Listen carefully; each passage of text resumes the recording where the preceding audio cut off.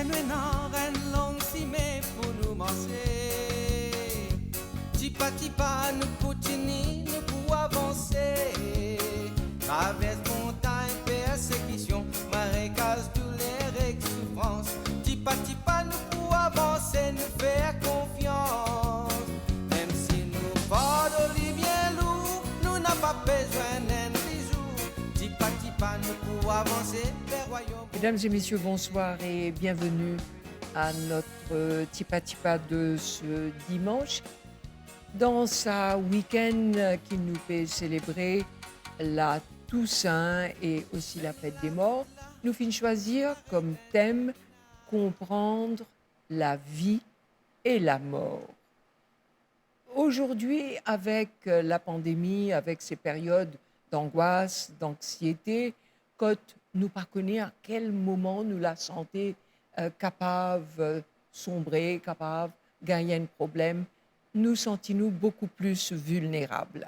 Et donc, pour aujourd'hui, parler de la vie, de la mort, nous avons dans nos plateaux le Père Alain Romaine. Père Alain Romaine qui est responsable de la pastorale des funérailles. Nous avons Dr Anne-Sophie Jérôme qui est spécialisée en soins palliatifs. Et nous avons Lina Assi qui, elle, est bénévole pour travailler dans le nouveau service de soins palliatifs dans une de nos cliniques. Bonsoir à tous les trois et merci d'avoir accepté de participer à ce programme, Père Romaine. Quand nous cause une pastorale de la santé, quand nous cause la place des prêtres, des religieux dans le monde de la santé, qui place aujourd'hui à Maurice, ban religieux et non dans ce milieu-là? Il est intéressant pour nous réaliser que nous, êtres humains, nous avons la conscience que quand nous accédons à la vie, c'est quelque chose d'extraordinaire que de vivre. Personne ne demande pour vivre, pareil comme personne ne demande pour mourir. Parce que la vie, c'est d'abord un émerveillement, c'est une merveille, et en même temps un mystère. Parce que, comment dire, nous venons au monde sans qu'ils nous demandent, et puis, plus tard, à la fin, nous pouvons aller, nous contents, nous pas contents. Alors, c'est ça qui fait que nous sommes émerveillés devant la vie. Maintenant, si nous guettons la vie, le mystère de la vie, de l'existence elle-même, c'est que nous trouvons que c'est vraiment au début, il y a comme une explosion de vie, et une croissance, mais comme ça, quand nous arrivons dans quand la vie est extraordinaire, mais en même temps, nous trouvons qu'il est décliné. Et quand il est décliné, il est la même qui nous fait tout pour réparer, nous fait tout pour, comment dire, réhabiliter et faire durer le plus longtemps possible, mais avec bonheur de vivre. Mais nous contents, nous pas contents. Un jour, nous pouvons faire nous lisier, nous pouvons quitter la terre là, nous aller. Mais avant qu'ils nous quittent la terre là, nous aller, eh bien, nous avons ce qu'on appelle la pastorale de la santé. Et c'est là que la science amène tout pour qui permette à Bandimoun donc comme si le bonheur de vivre. Mais nous connaissons quand même que ça, moment-là, pour un moment, nous pas pouvoir s'appeler là-dedans. Mais avant qu'il nous meure, et là, c'est là que les soins palliatifs étaient intéressants. Avant qu'il nous meure, mais permettez-nous vivre le bonheur jusqu'au bout. Alors justement, nous cause soins palliatifs, c'est quelque chose d'assez nouveau pour nous Mauriciens, mais qui existait depuis bien longtemps. Et donc, docteur Jérôme, où vous êtes spécialisé dans les soins palliatifs, explique-nous d'abord, c'est quoi les soins palliatifs? Alors, les soins palliatifs, ce sont des soins actifs que l'on donne à des personnes atteintes de maladies graves, incurables. Il n'y a plus de guérison possible ou à un stade évolué d'une maladie donc incurable. Et c'est la troisième médecine. Donc, on a la médecine préventive, la médecine curative classique que l'on connaît, et la médecine palliative. C'est tout ce qu'il reste à faire quand on dit qu'il n'y a plus rien à faire au niveau curatif. Donc. Et là, c'est la prise en charge globale de cette personne. Donc, en premier, le job de médecin soignant, hein, soulager la douleur physique, toute souffrance physique, qui peut être un essoufflement, par exemple, des hoquets, des vomissements. Donc, c'est physique, mais aussi la souffrance spirituelle, sociale, même familiale, donc de l'entourage. C'est vraiment une prise en charge globale de cette personne pour laquelle on dit qu'il n'y a plus rien à faire. Alors. Et donc, par définition même, la médecine palliative s'oppose à tout ce qui est acharnement thérapeutique, c'est-à-dire maintenir de manière artificielle la vie, continuer un traitement délétère, inutile, qui n'aura pas de réponse finalement en termes de guérison. Et de la même manière, on s'oppose catégoriquement à l'euthanasie. Oui, là, voilà. Justement parce que parfois, on a un petit peu ça en tête, Oui. Finir sa vie hein, paisiblement, etc. On pense tout de suite à fin de vie. Et donc, moi, ce qui m'intéresse, c'est que vous êtes jeune, vous côtoyez la mort tous les jours. Pourquoi avoir choisi les soins palliatifs? Oui. Alors, j'ai eu quelques expériences dans le curatif d'abord, avant de rejoindre l'unité de soins palliatifs. Alors, moi, j'ai été confrontée justement à la limite du curatif. Donc, on se dit qu'en 2021, là, la technologie, la médecine a tellement avancé qu'on veut tout faire pour guérir. Et après, quand on voit qu'on est arrivé, on est confronté au naturel finalement, au processus naturel qui est la mort, on se sent démuni et là, on abandonne le malade. Parce qu'on se sent en échec, nous, en tant que médecins. Le malade, lui, il souffre toujours. Et qu'est-ce qu'on fait pour lui? Alors, c'est là que moi, quand j'ai entendu donc, la médecine palliative, tout ce que c'est, moi, je me suis dit, la médecine a aussi les moyens aujourd'hui de soulager. Pourquoi dire que c'est l'échec quand il n'y a plus de guérison? La mort reste un processus naturel, finalement. Alors, on fait tout pour guérir, bien sûr, mais quand il n'y a plus de guérison possible, on n'abandonne pas le malade. Donc, la non-souffrance et non-abandon, on n'échoue jamais à ça. Donc, on peut.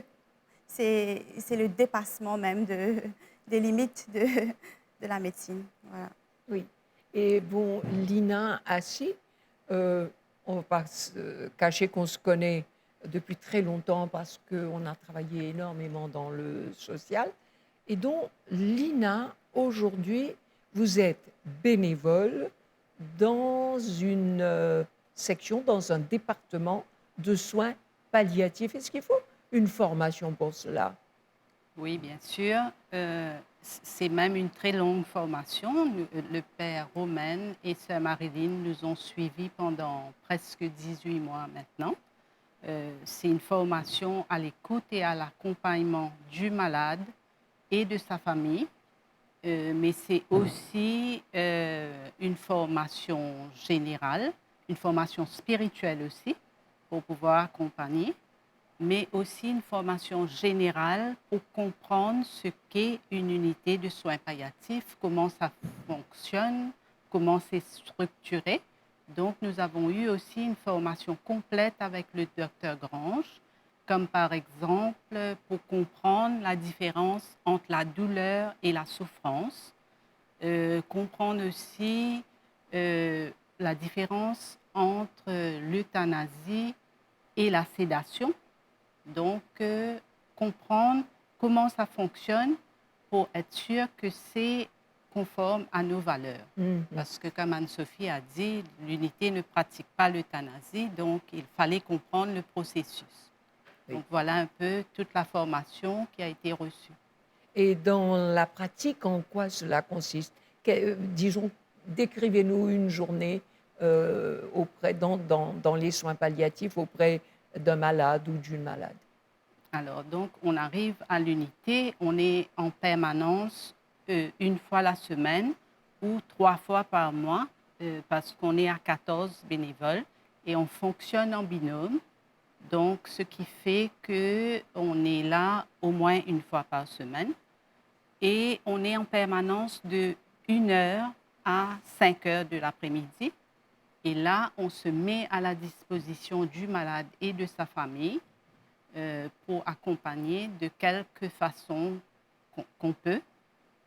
Ça peut être faire une conversation avec le malade s'il est en mesure de nous parler. Ça peut être une simple présence auprès du malade. Ça peut être aussi l'accompagnement de la famille et aider avec les enfants, par exemple. Donc, de multiples façons, durant notre permanence, on peut être là présent pour accompagner le malade et sa famille et même le personnel soignant d'une certaine façon, bien sûr, pas du côté médical. Donc, voilà un peu comment se passe la permanence d'un bénévole. Et donc, je reviens vers vous, Anne-Sophie. Comment est-ce que vous entrez en contact, ça s'adresse aussi peut-être à Lina, comment est-ce qu'on rentre en contact avec des personnes qui sont déjà, allons dire, dans le coma, qui souffrent d'Alzheimer, qui souffrent de démence? Comment vous arrivez à entrer en contact avec ces personnes? Oui. Alors ça, c'est aussi toute la beauté donc, de la médecine palliative, parce que c'est, bon, ça devrait être le cas dans toutes les médecines, mais c'est privilégié ici. On est à l'écoute. On écoute les malades, on écoute aussi leur famille, bien sûr, mais c'est en premier l'écoute du malade. Alors, on a bien sûr, chez les communicants, c'est un peu plus facile, mais aussi on a des échelles d'évaluation, surtout des symptômes, mais aussi l'écoute de ce qu'ils ont à dire, leur souffrance morale, donc comme j'ai dit, et leur désir. Hein, on introduit aussi de nouvelles notions de directives anticipées, par exemple, ce que le malade a à dire sur l'évolution de sa maladie, sur ce qu'il souhaiterait qu'il soit fait ou non. Donc, il pose lui-même ça, les règles. Et après, comme vous dites, chez les non-communicants, on a aussi des échelles, en fait, pour dépister une souffrance, une douleur chez ces personnes. Et on a accueilli une de nos premières patientes, là, qui justement n'arrivait pas à communiquer, avait une décision importante à prendre. Et on a essayé de trouver le meilleur moyen. Et finalement, on a remarqué qu'elle pouvait cligner les yeux. Et c'est par le clignement des yeux qu'on a essayé de lui demander est-ce que ça vous dérange? Est-ce que vous voudrez... Donc, on va vraiment très loin dans recueillir le désir, la volonté du malade. Oui. Et alors, donc, quelle est la durée d'un passage en soins palliatifs? Est-ce qu'on va attendre que la personne, c'est pas un mouroir finalement? Exactement. Alors, les soins palliatifs, en fait, l'indication pour les soins palliatifs, c'est dès le moment où est posé le diagnostic d'une maladie dont on ne peut pas guérir, une maladie grave, incurable. Alors, le plus tôt, c'est le mieux, donc en amont même. Et là, c'est tout un travail d'accompagnement. En premier, comme je dis, c'est l'accompagnement médical, donc physique, soigner, soulager les symptômes physiques, mais tout un accompagnement de la personne même, à un stade initial. Après, bien sûr, il y a aussi ce stade avancé, donc phase terminale aussi, où là, on accompagne vraiment jusqu'au bout et certains traitements s'arrêtent, mais les soins, eux, ne s'arrêtent jamais. Et donc, on peut être admis à l'unité de soins palliatifs. Là, il y a effectivement des critères spécifiques et une durée spécifique. Mais après, il reste l'accompagnement lorsque la personne rentre au domicile. On a aussi une équipe mobile qui peut donner son avis parce que certaines personnes désirent rentrer chez eux. Donc, le but de l'unité de soins palliatifs, ce n'est pas de venir mourir, au contraire, c'est de venir vivre ce qui reste à vivre. Hein, parce que dans fin de vie, il y a vie. Alors nous, il y a la vie jusqu'au bout qu'on préserve. Et on aime bien faire ce petit jeu de mots-là, c'est qu'à défaut d'ajouter des jours à la vie, on aime ajouter de la vie aux jours qui restent. Alors effectivement, pour être admis à l'unité de soins palliatifs, il faut qu'il y ait ce fond de maladie grave, incurable, en phase avancée, évoluée. Et il faut qu'il y ait des symptômes comme dit, des symptômes réfractaires qu'on arrive difficilement à traiter à la maison, malgré un traitement continu, un traitement adapté, et qui nécessitent une prise en charge hospitalière. Là, la personne vient et ça dépend du temps qu'il nous prend pour contrôler ces symptômes et bien le remettre de tout ce qui l'embête. Et après, ben, un critère de retour au domicile, c'est un bon contrôle des symptômes et une bonne organisation du retour avec la famille, etc., avec les aides, les gardes malades, tout ça. Mais en moyenne, c'est une semaine à 10 jours. Oui. Alors, Père Romain, demain, c'est la Toussaint. Ensuite, ça va être la fête des morts. Et donc, la question, c'est une cause accompagnement hospitalier. Décrivez-nous un petit peu l'accompagnement spirituel d'une personne qui sait qu'elle va mourir. Comment apprivoiser la mort dans ces cas-là? Alors, il est intéressant parce qu'il y en a maintenant un terme qui sortit de plus en plus et qui nous appelle la fin de vie. Ça veut dire, bon, ben, toute vie a une fin. Hein. Mais, disons, avant donc de rendre son âme, avant de rendre son dernier souffle, la vie mérite d'être célébrée. La vie mérite comme si que de donner à celui qui s'en va toutes les possibilités, le bonheur de vivre. Et ça, pour cela, nous paraît comme un médecin, vous êtes capable, dans la médecine, vous êtes capable de distinguer une douleur et traiter une douleur. Mais une personne, ce n'est pas simplement, il souffre simplement d'une douleur physique, mais il a aussi l'autre souffrance, ce qu'on appelle la souffrance psychologique, la souffrance sociale, la souffrance spirituelle aussi. Alors, qu'est-ce que c'est que la souffrance spirituelle? C'est finalement, comme à tout un chacun, nous posons la question, est-ce que j'ai bien vécu? Est-ce que j'ai des choses à pardonner? Qu'est-ce qui se passe après? C'est ces grandes questions qu'il a depuis nos naissances, qui nous portent. Et quand nous trouvons face à la mort, eh bien, alors c'est ça qui sortit comme souffrance. Et il y a une différence quand un démon dit « j'ai mal » et puis il dit « je suis mal ». Quand il dit « j'ai mal », c'est il y a mal quelque part, une douleur, voilà. Mais quand je suis mal, ça parle de son bien-être. Ça parle, et c'est là que la médecine palliative, mais elle vient adresse cette dimension-là, parce qu'il y en a bénévole, nous en a un psychologue, nous en a aussi donc le dimension, le personnel soignant qui apporte les soins. Et donc voilà la personne dans sa globalité. Maintenant, face à la mort, sur le plan spirituel, dans le spirituel, nous en a aussi la partie religieuse. Hein? Et dans les religions, chacun a ses rites, ce qu'on appelle de passage de cette vie, et comme si à une autre vie. Hein? Maurice, nous très religieux, nous avons dans toutes les religions, nous pensons qu'il y a quelque chose qui se passe au-delà de la mort. Hein? Et là, pour ce qui concerne les chrétiens, les catholiques, l'Église offre les secours pour passer de l'un à l'autre. Alors, nous avons deux sacrements et puis une prière.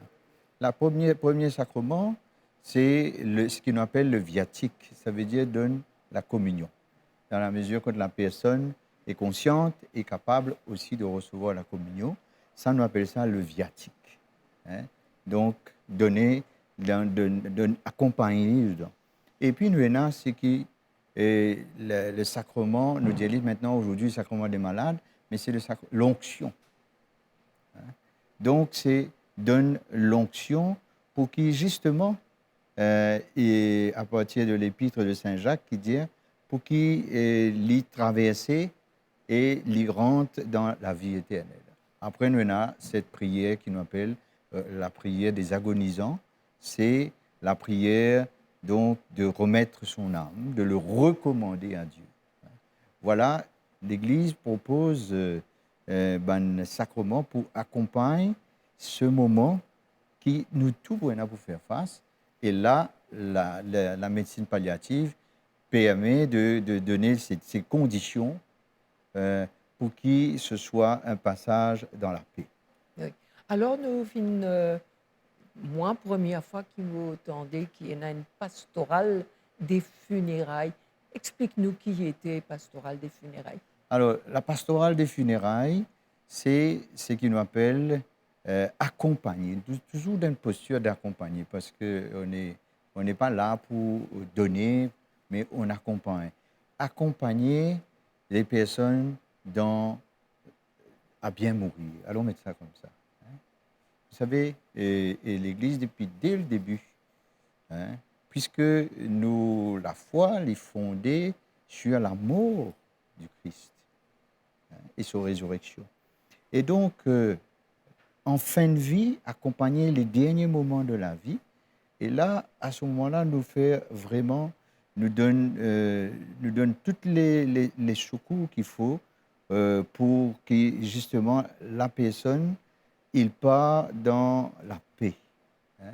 Mais pour revenir à la question que vous soulevez, en ce qui concerne la mort, la pastorale des funérailles, nous avons la personne qui s'en va et puis ceux qui restent. Parce que quand un monde quitte nous, tout l'entourage, nous souffrons. Il y a une partie de nous-mêmes qui meurt. Et donc, c'est apporter le réconfort, la consolation, c'est accompagner les personnes dans le deuil. Parce que nous tout connaissons quand nous mourons, et quand un proche meurt, eh bien, nous passons par un moment difficile. Deuil veut dire douleur, hein, de la peine, le chagrin. Et maintenant, nous comprenons encore mieux quelles sont les étapes du deuil et comment une personne, au bout d'une année, 1 année et demie, 2 ans, eh bien, il arrive maintenant à assumer ce départ. Donc, la pastorale des funérailles, c'est accompagner celui qui meurt dans ce qu'on appelle la bonne mort, hein, et puis aussi accompagner ceux qui restent à faire le deuil de cette mort. Alors, je termine là-dessus. Aujourd'hui, on travaille peu sur bien mourir, on est beaucoup plus sur la belle mort. Ça veut dire, quand du monde est mort, là, nous faisons l'enterrement, nous mettons dans le cardiaque, pauvre personne, il n'est plus comprend qu'il peut dérouler. On est beaucoup plus focalisé sur une belle mort. Mais c'est le bien mourir. Et c'est là que la médecine palliative répond à ça. Hein, et nous accompagne la personne, surtout pas mourir dans la douleur, mais aussi l'accompagner et dans la paix qu'il est mort de manière paisible. Alors, je termine avec le docteur Jérôme. Anne-Sophie nous donne un monde, comment vous connaissez, tous les jours, la recherche peut faire de plus en plus de progrès pour la santé. On préconise la jeunesse, hein, nous faire tout pour être jeune. Et donc, comment, pour terminer cette émission, quel message passer à ceux qui sont justement dans cette angoisse, dans cette anxiété? Comment apprivoiser la mort? Alors, la mort nous touche parce qu'on va tous y passer. Donc, ça nous touche tous. Et on est vivant parce qu'on va mourir, justement. Et moi, j'aimerais rappeler un peu la philosophie, encore une fois, des soins palliatifs. Il faut toujours, à un moment de progrès rapide, d'avancement extraordinaire, qui est bénéfique quand même, qui est bien, que la médecine soit toujours en train d'avancer. Mais à un moment, il y a cette question qu'il faut se poser, et cette réflexion plutôt, que tout ce qui est possible n'est pas forcément souhaitable. Donc, il faut toujours, c'est le malade au centre. Il n'est pas objet de soins, il est sujet de soins. Hein? C'est son corps, c'est lui qui est malade, et c'est lui qui doit s'exprimer. Et à un moment, il y a toujours cette balance de bénéfice-risque, et il faut bien faire le poids. Est-ce que ça vaut la peine de continuer un traitement inutile qui donne plus de complications? est-ce qu'à un moment, il ne faut pas valoriser donc, cette personne humaine, l'aider, comme le père Alain vient de dire, le bien mourir, hein, sans provoquer la mort, mais lorsque la mort arrive comme l'ultime, l'accepter. Et ça demande beaucoup de sortir de soi-même, parce que c'est notre propre peur de mourir qui fait qu'on s'acharne. Donc, c'est de sortir de nous-mêmes pour ne pas abandonner cette personne qui est devant nous. Donc, prioriser les résultats, les chiffres, les bilans, au détriment de la personne qui est devant nous et qui peut nous dire comment elle est elle-même et répondre à cette personne. Aujourd'hui, beaucoup de questionnements. D'habitude, nous trouvons une solution peut-être pour avancer petit à petit. Mais moi, pensais qu'il nous avance vers quelque chose d'inéluctable. Comment docteur Jérôme India, comment Père Romain India, la mort nous passe par là. Et aujourd'hui, nous côtoyons presque tout le temps, tous les jours. Nous avons cette anxiété, cette angoisse. Nous entendons tous les jours dans le monde des milliers de gens qui meurent. Donc, petit pas, avançons vers le bien-être. Et moi, je termine par une phrase d'un auteur italien qui dit « Et non seulement deux places que nous sentons bien en paix, dans les bras de nos mamans quand nous nés et dans le sein de la terre quand nous n'allons. » Merci beaucoup de votre attention. Merci d'être venu sur ce plateau aujourd'hui. Et à dimanche prochain pour un autre Tipa, nous avancer. Livrez-nous une longue cimée pour nous manger. Tipa, nous continuons, nous pouvons avancer. Traverse montagne, persécution, marécage, douleur et souffrance. Tipa, nous pouvons avancer, nous faire confiance. Même si nous portons les bien lourds, nous n'avons pas besoin d'un bisou. Tipa, nous pouvons avancer vers royaume bon.